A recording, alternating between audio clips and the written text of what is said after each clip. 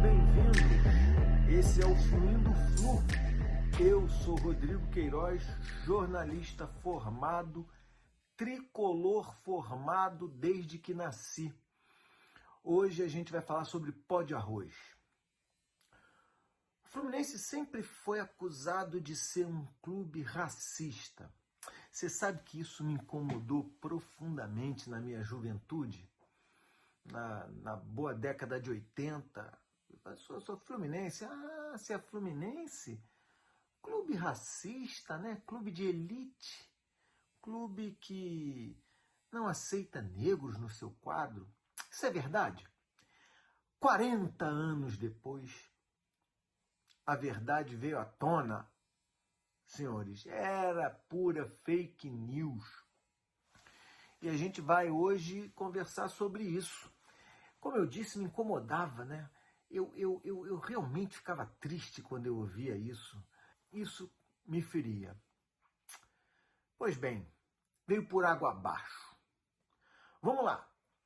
Essa história do pó de arroz começou em 1914. O Fluminense entrou numa batalha pela contratação do atacante Carlos Alberto. Carlos Alberto jogava no América. O América estava para renovar com o Carlos Alberto e o Fluminense, peraí, Carlos Alberto, vem cá, vamos conversar. O América não era um time pequeno, o América era um time forte na época e brigou firme pelo Carlos Alberto. E o Fluminense levou a melhor. E a estreia do Carlos Alberto foi em 29 de março de 14, claro, contra o São Cristóvão. O Fluminense venceu por 3-1. E era um campeonato estadual, claro. E no dia 13 de maio foi o jogo esperado contra o América. Foi um jogo duro, tanto que o Fluminense não ganhou. O Fluminense foi empate, foi 1-1. Esse jogo foi 13 de maio de 14 e o Fluminense jogou bem, mas não levou. Pois bem, quando Carlos Alberto pisa no gramado, a torcida do América, de forma combinada previamente, fez um grande protesto, chamando incessantemente o Carlos Alberto de pó de arroz, seu pó de arroz. E a torcida do Fluminense viu aquilo e imediatamente comprou a ideia em defesa do Carlos Alberto. Carlos Alberto era um craque. Carlos Alberto, ele em pouco tempo, ele teve a torcida do Fluminense na mão dele, até pelo seguinte: no jogo seguinte ao jogo do São Cristóvão, para vocês terem uma ideia de como o Carlos Alberto era querido pela torcida do Fluminense, foi um Fluminense e Botafogo, clássico daquela época. E o Fluminense colocou 8-1 contra o Botafogo. Botafogo, clássico vovô, 8-1. Isso foi no dia 21 de abril. Ou seja, 13 de maio contra o América. E nesse jogo contra o Botafogo, o Carlos Alberto fez 3 gols desses 8. A torcida sabia quem era o Carlos Alberto. A torcida queria o Carlos Alberto no Fluminense, feliz para continuar fazendo o que ele sabia fazer.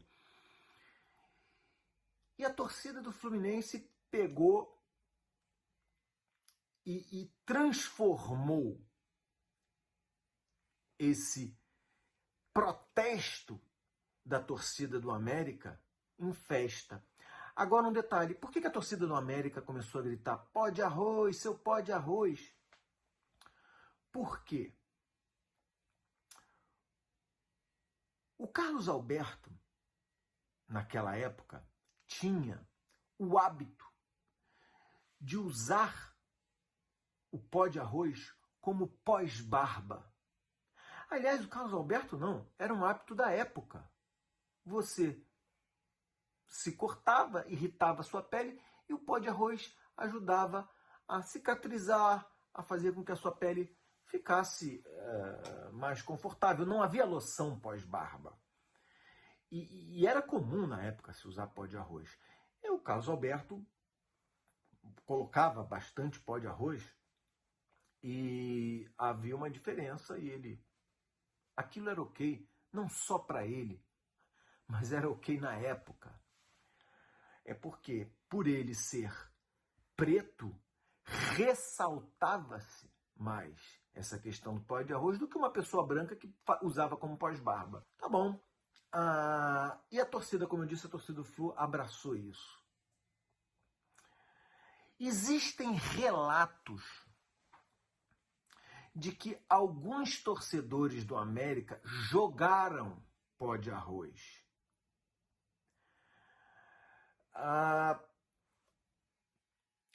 Na minha pesquisa, alguns dizem que foram gritos e outros dizem que poucos torcedores do América tiveram o ato de jogar o pó de arroz.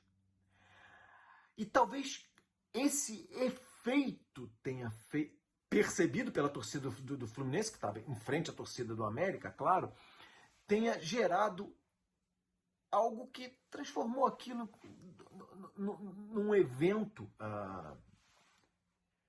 interessante de se ver para quem vê do outro lado, né? E a torcida do Flu começou a usar isso como símbolo.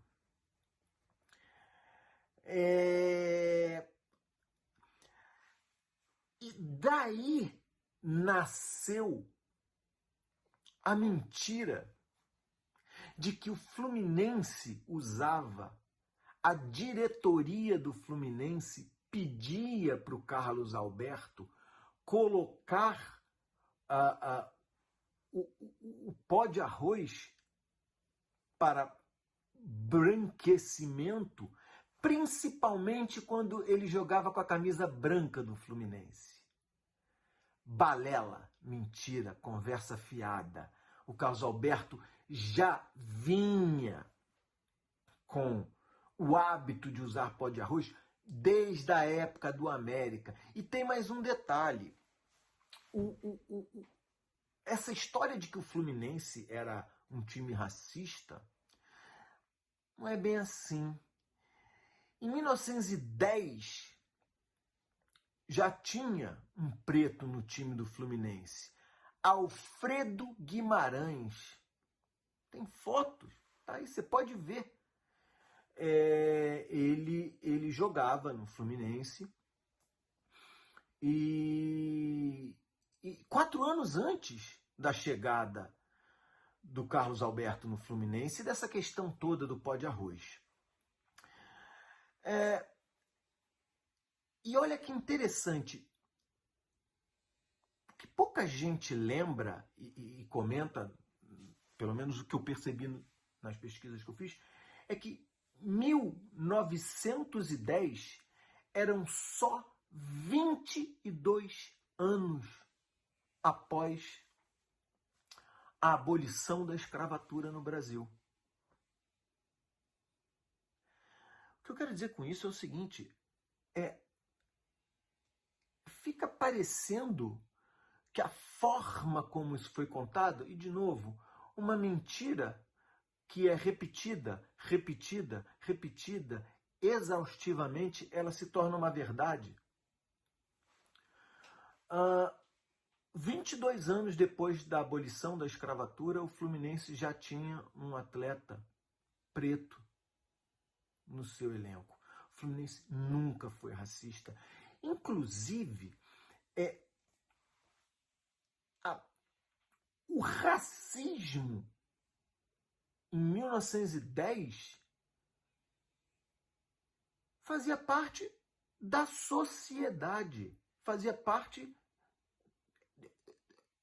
era algo que se tinha normalmente na sociedade. Ou alguém aqui acha que o Fluminense era um clube racista e os outros clubes, que são eles, Clube de Regatas Vasco da Gama, Clube de Regatas do Flamengo e Botafogo Futebol e Regatas, ou seja, era um clube de regatas. Esse negro que não era benquisto no Fluminense, como dizem, eles estavam aonde? Eles estavam remando na Lagoa Rodrigo de Freitas? Até porque eu acho que o remo não é assim um esporte tão popular, né? Você tá fazendo o que aí? Tá de bobeira? Vamos dar uma remada na Lagoa? Era um esporte caro, e sempre será.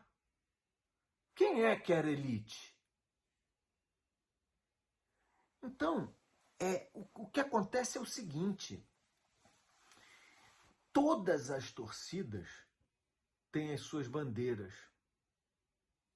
têm as suas tradições, têm os seus modos de torcer. Símbolo, só o Fluminense. O Fluminense pegou o ataque a um jogador e transformou em símbolo.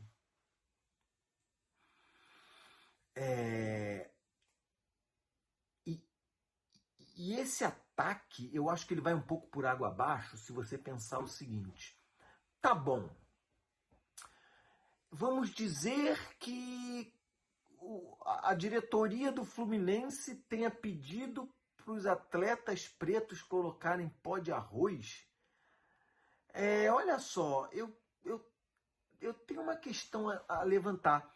Eu acredito que se um jogador coloca pó de arroz para mudar de cor, em exatos 23 segundos, esse pó de arroz de jogo, esse pó de arroz sai. Imagina, o cara começa a correr com 30 segundos, já não tem pó de arroz. Balela, senhoras e senhores. Mentira. E que veio por água abaixo. Agora.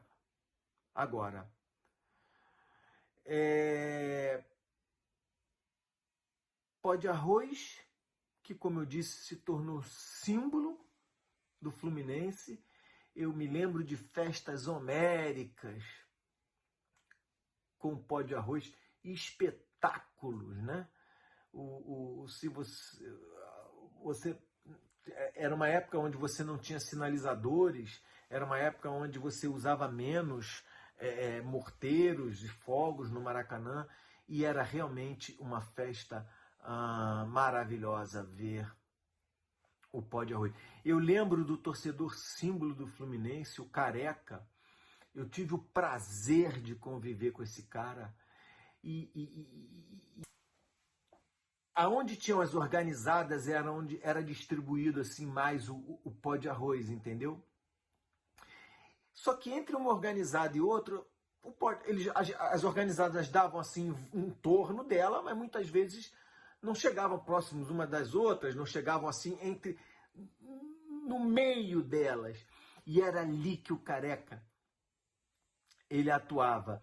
Porque depois que os times entravam em campo, todo mundo estava meio com pó de arroz. Mas entre uma torcida e outra, nos cantos aonde o pó de arroz não chegava, o Careca ia lá jogando pó de arroz em todo mundo. Era sensacional. E mais uma vez eu lembro um dia que eu estava no Maracanã e Tião Macalé entra no estádio e o Careca percebe e começa a andar na direção do Tião Macalé. As pessoas avisam o Tião Macalé olha para trás e começa a correr do Careca que ia jogar pó de arroz nele, e o Careca correndo atrás do Tião Macalé. Fantástico, era realmente uma festa linda. que foi proibido. O pó de arroz não é mais permitido no Maracanã. Todo mundo sabe, né, gente? É perigosíssimo, aquilo traz um risco medonho, é algo perigoso, né? Você vê hoje em dia rojões, são quase dinamite. Isso não tem problema. Agora, pó de arroz, gente, pó de arroz atrapalha a visibilidade. O interessante é que os sinalizadores não atrapalham, né? Os sinalizadores, aquela fumaça não tem problema, mas o pó de arroz não. O pó de arroz é algo que realmente perigosíssimo, a gente sabe, aquilo é muito perigoso.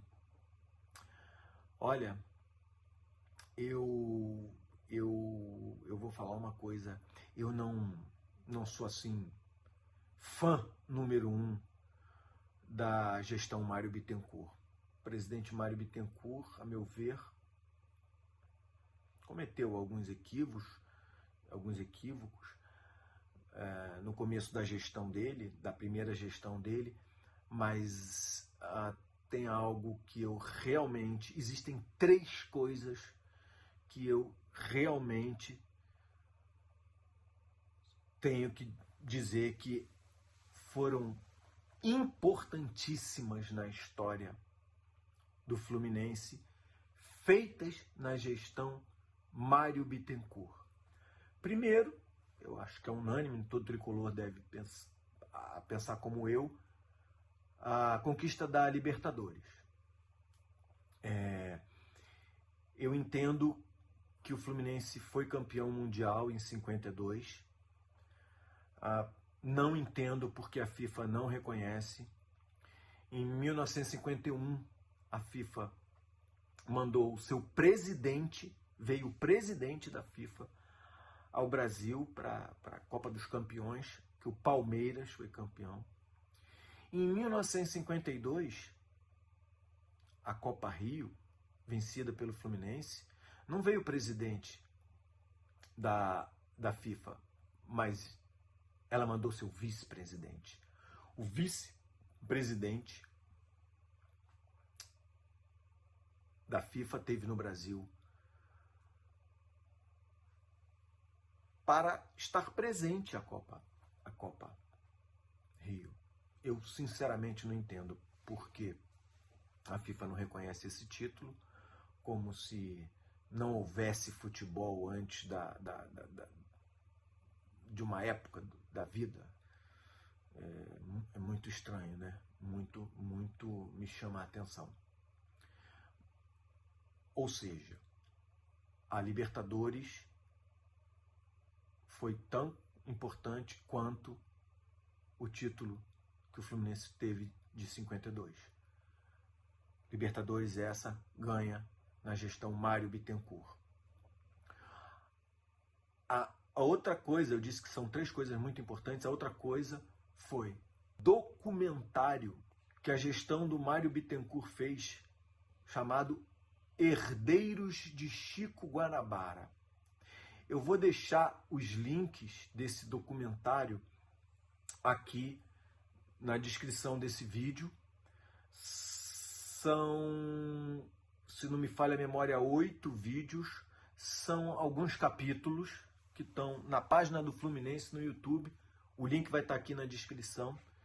E isso foi realmente histórico. O Pó de Arroz é só um capítulo dessa história. E tem outros tantos que falam sobre Chico Guanabara, que foi o primeiro torcedor de futebol raiz, não só do Rio de Janeiro, mas desse país. Herdeiros de Chico Guanabara. Não deixem de assistir. E a terceira coisa que a gestão Mário Bittencourt fez é o slogan Time de Todos. Porque depois de acusarem o Fluminense de ser racista, de pedir para que... dizerem que o time pedia, a diretoria pedia para os atletas negros colocarem pó de arroz? Mentira, de novo, balela. Isso daí é conversa fiada. Foi relacionado ao Fluminense, por conta do pó de arroz, o homossexualismo. Ado, pó de arroz é para viado. E na gestão Mário Bittencourt, o Fluminense diz que sim, é para viado? Ok. Time de todos. Isso é lindo, isso é realmente grandioso. Grandioso como o Fluminense é. O Fluminense é um time grandioso. Grandioso como a Libertadores, grandioso como Chico Guanabara, grandioso como Carlos Alberto. O time de todos. Se você chegou até aqui, muito obrigado. Deixe seu like, compartilhe com seus amigos. Aí, o que esse maluco tá falando? E a gente se vê na próxima. Valeu!